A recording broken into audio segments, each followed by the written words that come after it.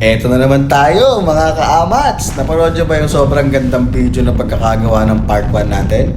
Diba sa sobrang ganda parang ayaw mo nang ulitin? At sa sobrang ganda parang ayaw mo na rin panoorin yung kasunod.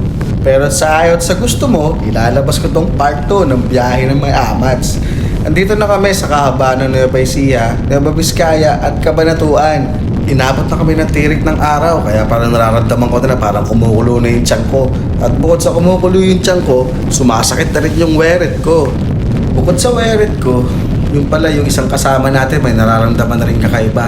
Hindi ko lang alam kung sumasakit na rin yung weret niya. Hindi nga magiging masaya at kompleto ang isang biyahe, sabi nila, kung wala daw nasisiraan sa mga tropa.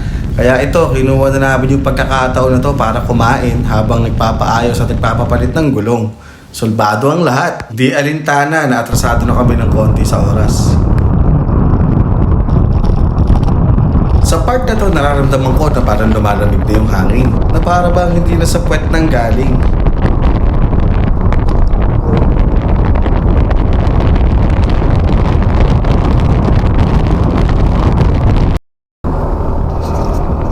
At eto na, konting kembot na lang at narating din namin ang Arko ng Banawe. Syempre, ano ba bang gagawin nila kundi magpa-picture sa idol nila?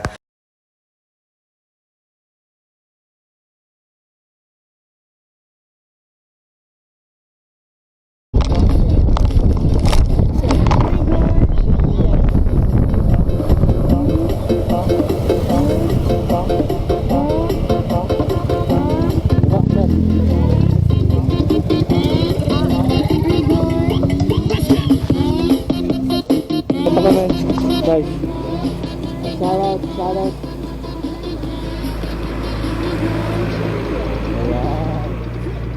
Ito yung mga views natin. Puro baja to. Mga views Kami sa natin. California ngayon. Yun. Kami yung mga...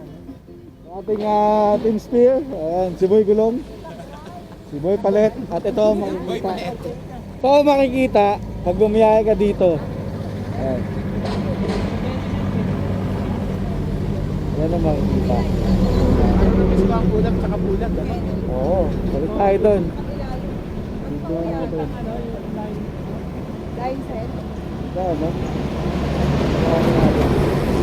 Mas maganda sa highest point. Golden Point. Anti-hitso tayo. So, mamaya na lang ulit.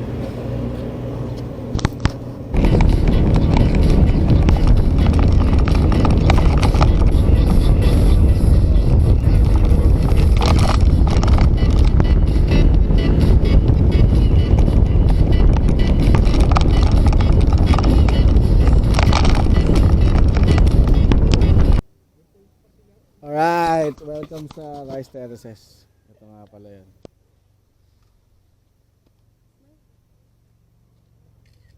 Ito sa idol niya.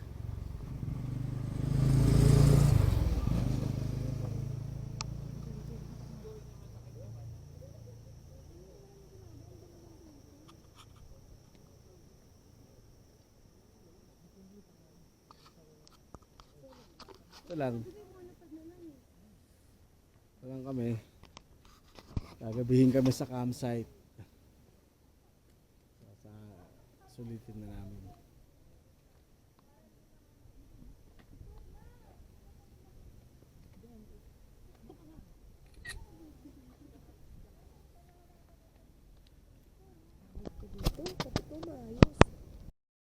At ito ang mga kuha nila sa idol nila. Hindi ko naman sila matanggihan kung gusto nila ako makasama sa picture.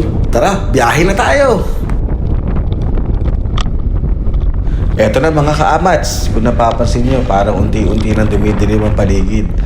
Hindi pa yan gabi, pero mababa lang kasi yung fog. Kaya dumidilim na yung paligid. Pero inaabot na rin kami dyan ng gabi. Nasa biyahe pa rin kami. Ang target ID namin ay mag-camp sa Kiltipan Campsite. Hindi ko na nakuhaan ng video pero hindi kami natuloy sa Mount Kiltipan. I-advance ko nang ikwento sa inyo. Hindi ko alam kung ano nangyari pero nagtaas sila ng presyo. So para sa aming mga riders na campers, parang masyado namang mahal yata yan. Parang pakiramdam namin, parehas na ng presyo ng trash and house sa paligid ng bayan. Sa pagkakataong ito, napagkasunduan ng buong grupo na maghanap ng ibang matutuluyan. At ito na nga ang aming natagpuan. Ayan guys, hindi kami natuloy sa Kiltipan. 3 AM kami umalis na madaling araw. So, ngayon pa lang kami nandito. Inampon kami ng campsite na to guys. So, watch out nito. Mamayang umaga, kuhain natin yung pangalan ni ate. Mabait si ate. Tsaka ang ganda ng place na dito.